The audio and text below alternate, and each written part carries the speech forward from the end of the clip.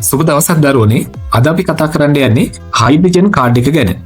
එහෙනම් දැන් ඔයාගේ අතේ තියෙන්න ඕන හයිඩ්‍රජන් කාඩ් එක.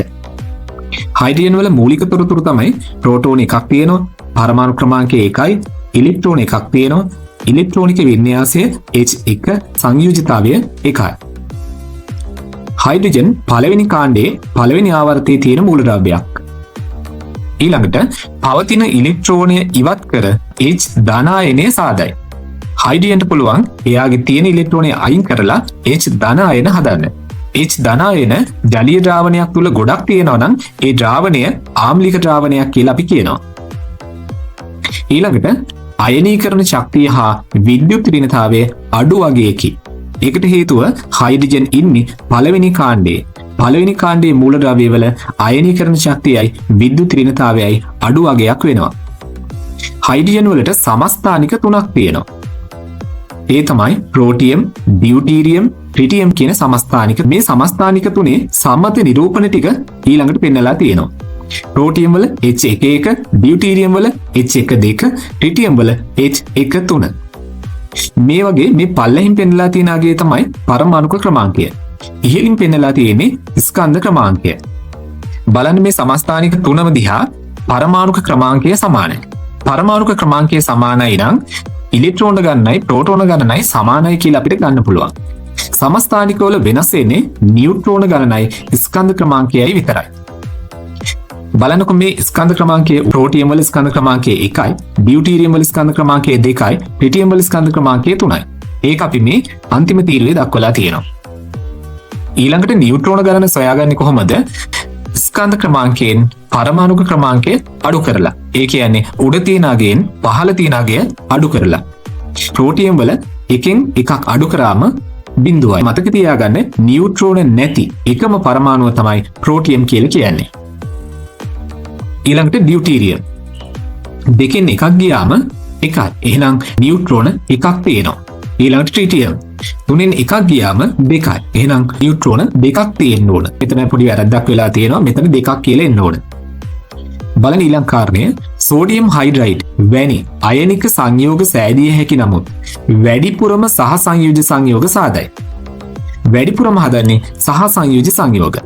ඊළඟට හයිඩ්‍රජන් පරමාණුවකට සහ සංයුජ බන්ධන එකක් පමණක් සෑදිය හැකිය. හයිඩ්‍රජන් පරමාණුවකට හදන්න පුළුවන් එක සහ සංයුජ බන්ධනයක් පමණයි. හයිඩ්‍රජන් ස්වභාවිකව H2 වායුව ලෙස තිබේ. H2 වායුව අවර්ණ ගන්ධයක් නැති ජලයේ සුළු වශයෙන් දියවන සැහැල්ලු දාහ්‍ය වායුවකි. දාහ්‍ය වායුවක් කියලා කියන්නේ දහනය වන වායුවක් කියන එක. දැන් දරුවනේ කාඩ් එකේ ඊළඟ පැත්තට යමු.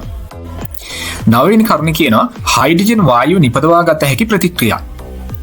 සිංක් ලෝහ කැබලි කීපයක් තනුක හයිඩ්‍රොක්ලෝරික් අම්ලයට දැම්මහම සිංක් ක්ලෝරයිඩ් ලවණයයි හයිඩ්‍රජන් වායුවයි ලැබෙනවා.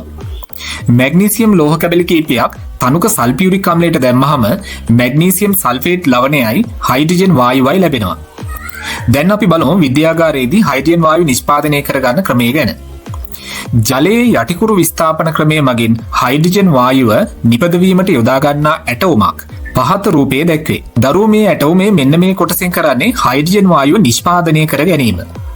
මේ කොටසෙන් කරන්නේ හයිඩ්‍රජන් වායුව එකතු කර ගැනීම.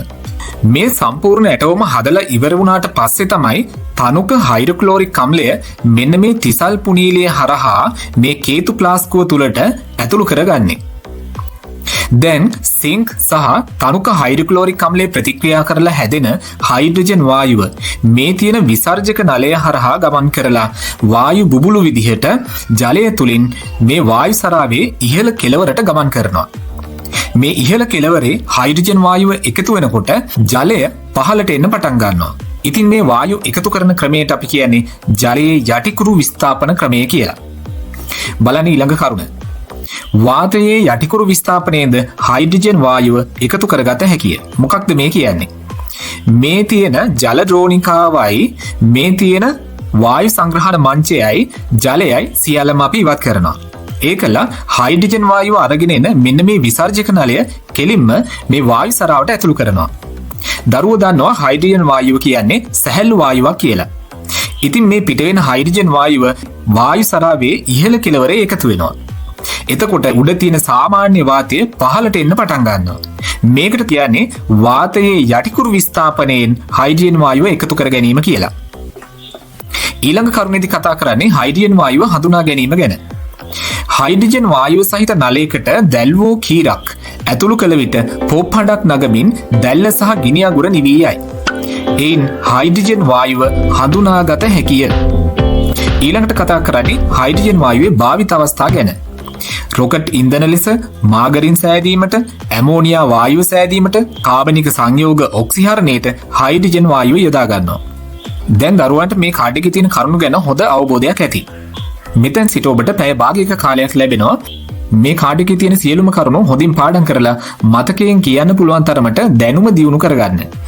මේ පැය භාගයක කාලය ඇතුළතදී ඔබට බැරි වුණොත් අමතර විනාඩි 10ක කාලයක් ලැබෙනවා. බලමු අපි කාලයත් එක්ක ඔබ තියෙන තරඟයෙන් ඔබ දිනනවද නැත්නම් කාලය දිනයිද කියලා. මේ වෙනකොටත් මේ කරුණු පාඩම් කරලා ඉන්න දරුවෝ ඇති. ඒ දරුවන්ට මේ සඳහා විනාඩි 15ක කාලයක් ලැබෙනවා. විනාඩි 15ක් ඇතුළත මේ කාඩ් එකේ තියෙන සියලුම කරුණු පාඩම් කරලා මතකයෙන් කියන්න පුළුවන් තරමට දැනුම දියුණු කරගන්න ඕන.